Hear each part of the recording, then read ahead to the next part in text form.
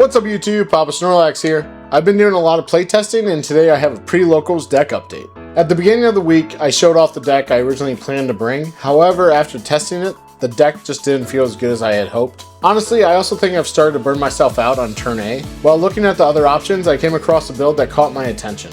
This inspired me to take things in a completely different direction. So this week, I'll be bringing an entirely new deck and sideboard to locals with Tekkadan control.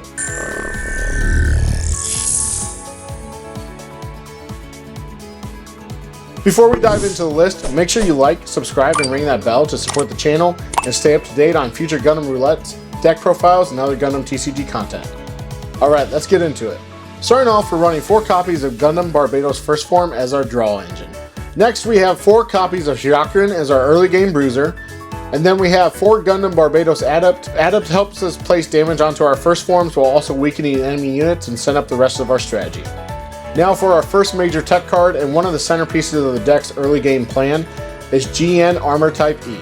We're running this at 3 copies. GN Armor Type E allows us to destroy an enemy unit that is level 1 or has 1 AP or less. As we move through the rest of the deck, you'll see how many different ways we have to reduce an enemy's unit's AP and bring it within range of this effect. Next, we're running 4 copies of Gundam Gusion Remake. It gives us additional ping effects while also serving as a blocker when we need to protect ourselves. We're also running 4 L strikes as potential link targets for Kira Yamato, and as another way to disrupt the opponent's board by bouncing enemy units back to their hand. For our late game threats, we have 4 copies of Gundam Barbatos Lupus. Lupus gives us another way to place damage onto enemy units while providing a strong finisher. Now for the last of the units, we have 2 copies of Unicorn Gundam Awakened. We're running him for his ability to reduce an enemy's unit's AP whenever we play a command, as well as he also has suppression. Moving into pilots, we're running 4 copies of Kira Yamato. We're also running 4 Mikazukis to link with our Barbatos and just continue pinging the enemy units. For commands, we're starting with 4 copies of Overflowing Affection. This allows us to sift through the deck and while placing Tekkadan units into the trash to set up for Barbatos Lupus. Next, we're running 3 copies of Unforeseen Incident to further support our AP reduction strategy.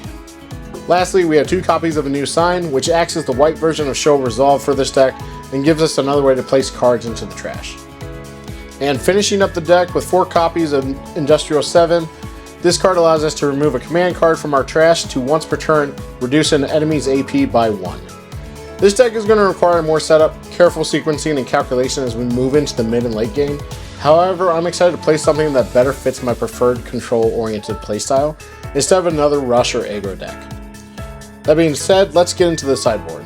So with this sideboard, it gives us several ways to adjust the deck against aggressive ping and burn strategies, while also helping us to play into the Barbatos Lupus strategy of putting cards into the trash. So first off, we have 4 copies of Silver Bullet. This can replace our 4 Ale Strikes, which Silver Bullet should give us a stronger option against red burn and ping based decks, as it reduces effect damage down to 3. Next, we have 4 copies of Zahart Galette to replace Kira Yamato's. Zahart places 2 cards in the trash, helping us set up Lupus more quickly. If he happens to mill another copy of himself, he can also give an enemy unit -2 AP, which plays into our AP reduction strategy. And lastly, we have 2 copies of Justice Gundam.